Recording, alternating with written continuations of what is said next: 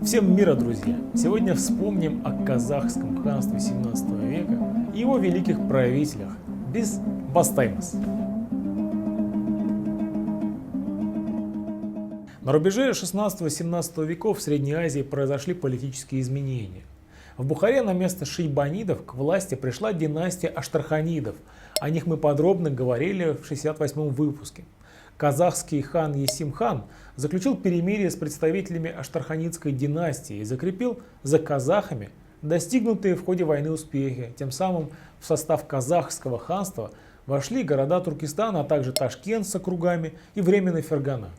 Включение этих земель в состав казахского ханства имело огромное влияние на общественно-экономическое развитие государства.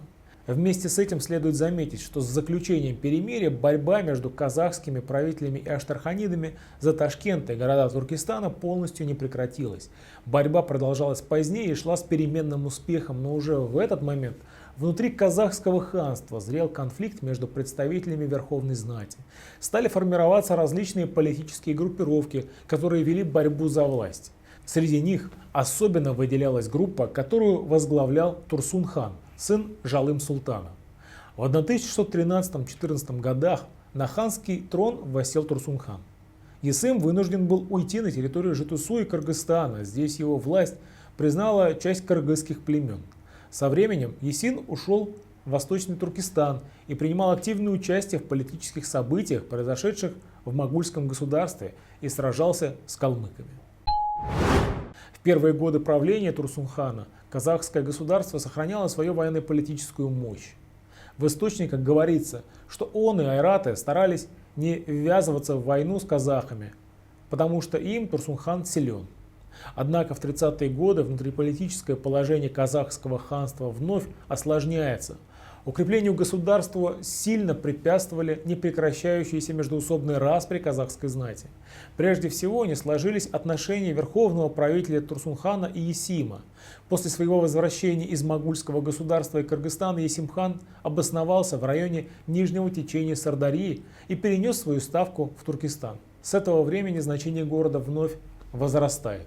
Турсун и Есим временами заключали перемирие. Например, в 1626-27 годах Турсун и Есим простили друг друга и снова завязали узы дружбы. Есим пошел даже на признание за Турсуном статуса старшего хана казахов. Однако прочного мира в их отношениях так и не наступило. Уже в этом году Есим отправился в поход на калмыков. Турсун хан решил воспользоваться этим и захватил, а также разграбил ставку Есим хана. Чтобы застать его, Есима, врасплох и схватить его в пути, он отправился навстречу войскам Есима. Однако в произошедшем под Сайрамом сражении войско Турсун-хана потерпело тяжелое поражение. Когда же Турсун-хан с оставшимися в живых людьми решил вернуться в свои владения, выяснилось, что многие ранее ему подвластные города перешли под власть Есим-хана. Вскоре в районе Ташкента произошло еще одно большое сражение. В самый решающий момент битвы подданные Турсуна убили своего хана и подчинились Есим хану. После этого Есим хан был признан единственным верховным правителем казахского государства. Правитель Бухары Аштарханид Имамкули хан, стремившийся сохранить мирные сношения с могущественным казахским ханом, признал его право на власть в Ташкенте и регионе Туркестан. Вторичное правление Есим хана было недолгим, но оно оставило заметный след в истории казахов. Он прекрасно понимал, какую опасность представляет междоусобица. Поэтому Есим предпринял попытку укрепить влияние центральной власти. Сильные племена, которые могли поддержать сепаратизм султанов, были либо ослаблены, либо ликвидированы. Чтобы установить спокойствие в народе, Есим хан инициировал создание свода законов, общих для всех казахов. Свод законов вошел в историю как Есим Хакын Эске Жела, древняя дорога хана Есима. Один из великих казахских правителей, талантливый полководец, прославленный батыр Есим хан умер осенью 1628 года и был похоронен возле мечети святого Хаджи Ахмеда Ясави в городе Туркестане, городе, на превращение которого в политический центр государства он вложил много труда. После этого среди казахской верхушки вновь началась борьба за власть. По-видимому, со временем правителем государства был провозглашен старший сын Есима Женебек. В русских документах середины 30-х годов 17 века именно он фигурирует под титулом «царь». Обстоятельства правления Женебек-хана малоизвестны. Из фрагментарных источников и материалов можно сделать вывод, что он много воевал с айратами и, возможно, погиб в борьбе с ними. Известно, что его власть оспаривал другой казахский султан Абылай, правитель Ташкента. Разногласиями в стане казахских владетелей не замедлили воспользоваться соседние правители. На некоторое время Аштарханит Имамкули хан, правитель Бухары, установил свою власть в Ташкенте, но затем город вновь отошел к казахам. Середина 30-х годов 17 века ознаменована в истории Центральной Азии появлением на его этнополитической карте могущественного государства кочевников Джунгарского ханства. Последняя большая кочевая империя в Средней Азии, как назвал это государство Бартольд, на протяжении 2 столетий являлась важным фактором, влияющим на этнополитическое и социально-культурное развитие многих народов Центральной Азии и в первую очередь казахов. С этого периода богатая водными источниками и пастбищами территория Жетысау стала основной ареной военных действий между казахами и джунгарами. Кроме этого, данный регион представлял большое значение в связи с тем, что здесь пролегали транзитные пути из Восточного Туркестана в городские центры Южного Казахстана, Средней Азии. Поэтому именно здесь происходили в этот период главные события в политической истории казахского ханства. В 17 веке основная тяжесть борьбы с джунгарским ханством легла на плечи преемника Женебек-хана, младшего сына Есим-хана Жангир-хана. Точная дата его прихода к власти неизвестна, предположительно это событие произошло во второй половине 40-х годов 17 века, так как в исторических документах в 1646 году он фигурирует еще как Янгир-царевич. Жангир был одним из прославленных казахских правителей в истории казахского ханства. Еще в юности он принимал активное участие в политической жизни государства, участвуя во многих военных мероприятиях и набираясь полководческого мастерства. Например, в 1634 году он вместе с несколькими казахскими султанами предпринял поход на Ташкент, где правили аштарханиды. Однако он стремился состоять в мирных отношениях с представителями этой династии, так как основным направлением его внешней политики была борьба с джунгарским ханством. В это время во главе джунгарского ханства находился основатель этого государства, могущественный правитель Эрдени Батур Хунтайджи. Еще не будучи правителем, Жангир познал позор джунгарского плена. В 1635 году во время похода он был схвачен и провел некоторое время в джунгарском плену. Это сделало Жангира непримиримым врагом джунгар. Всю свою жизнь он посвятил борьбе с джунгарами. В этой борьбе Жангир отметился личным героизмом, полководческим талантом и прославил свое имя. За храбрость и военные успехи народ прозвал его Салкам Жангир-хан. Так, Арбульское сражение, занимающее особое место в военной истории Центральной Азии этого периода, связано с именем Жангира. В 1643 году правитель джунгарского ханства Батур Хунтайджи во главе 50-тысячного войска предпринял большой поход против казахов и кыргызов. Поход начался для джунгар весьма удачно. Около 10 тысяч алтаузских кыргызов и некоторые группы казахов Жетысу попали под их власть. Узнав об этом, Жангир понимал, что нельзя допустить глубокого проникновения противника на казахские земли. Он незамедлительно выступил против джунгарского войска во главе всего 600 человек. Умело руководя своим небольшим войском, Жангир устроил засаду в местности Арбулак на территории Жетысу и дал отпор 50-тысячному джунгарскому войску. Затем при поддержке подоспевшего 20-тысячного самаркандского войска Жалантас-Батыра он нанес противнику еще одно поражение. Предприимчивый и дальновидный казахский хан Жангир прекрасно осознавал, какую угрозу представляют джунгары. Поэтому он стремился сохранять мирные отношения с другими соседними государствами и по возможности получать от них военную помощь. Жангир-хан пытался установить более тесные связи с могульским государством в Восточном Туркестане. С этой целью в Восточный Туркестан в эти годы были отправлены 2 посольства. Их возглавляли сыновья Жангира Тауке и Аппак. К войне активно готовился и Эрдени Батур Хунтайджи. Джунгарский правитель укрепил свою власть, которая ослабла после поражения от казахов. Он вновь объединил свои владения и даже предпринял попытку закупить оружие в русских городах Сибири. В 1652 году Джунгарское ханство предприняло новый поход против кыргызов и казахов. Войско племени хашаутов, которое возглавлял Цицен-хан, нанесло первый удар тяньшанским кыргызам. Затем джунгарское войско напало на казахов, кочевавших в Житысу.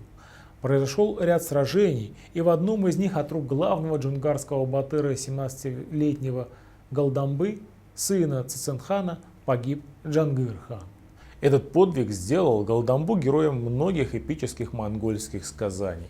Тело Джангира было доставлено в Туркестан и было захоронено возле мечети Хаджи Ахмета Ясави. Над его могилой был возведен мавзолей. Все же в итоге в этот период борьбы Джунгарское ханство оказалось сильнее казахского, руководители которого не смогли сплотиться для борьбы. После смерти Джангира восточная часть Житысу, а также территория от Прииртышья до Балхаша оказалась под властью Батур Хунтайджи. Согласно фольклорным материалам 17 века, после гибели Джангир-хана в казахском ханстве правителем стал Батыр-хан, о котором в письменных источниках никаких конкретных данных не сохранилось. По этой причине говорить что-либо определенное об этом хане сложно, тем более проследить его деятельность.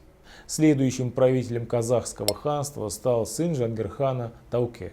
Согласно его сохранившейся до наших дней печати, полное имя этого хана было Таваккуль Мухаммад Батыр-хан. В исторических источниках нет определенных указаний на точное время его прихода к власти. Поэтому конкретное время начала его правления не установлено. Одна группа исследователей полагает, что Тауке-хан наследовал престол непосредственно после Джангир-хана в 1652 году. Другая началом его правления считает 1680 год.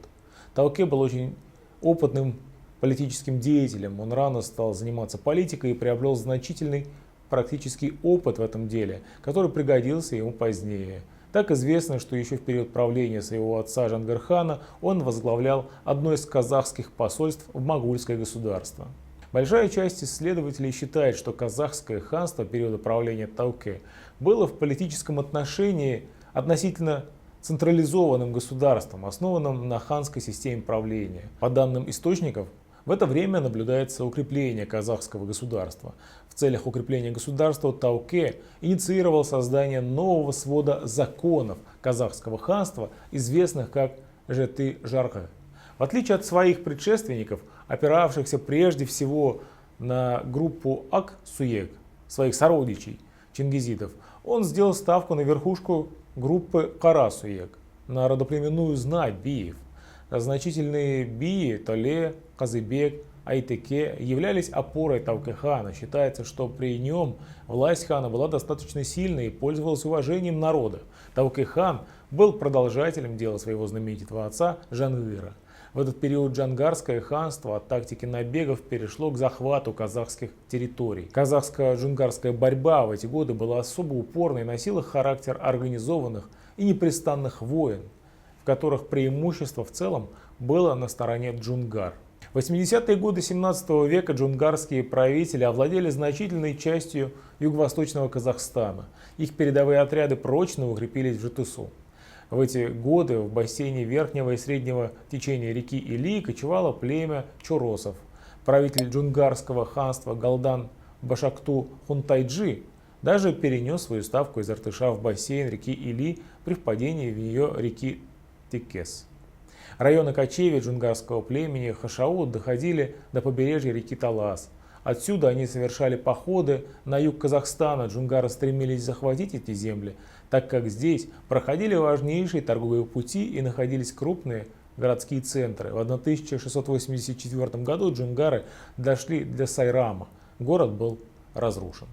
Со временем происходит укрепление политических позиций Тауке-хана, и джунгары постепенно стали сдавать свои позиции. По данным источников, Тауке располагал уже 80-тысячным войском. Благоприятные обстоятельства дали возможность казахским племенам старшего Жуза вернуть часть своих утраченных земель. Так известно, что в эти годы районы рек Чу и Таласа являлись кочевьем казахских племен. Граница между казахским и джунгарским ханствами проходила где-то по правобережью реки Чу.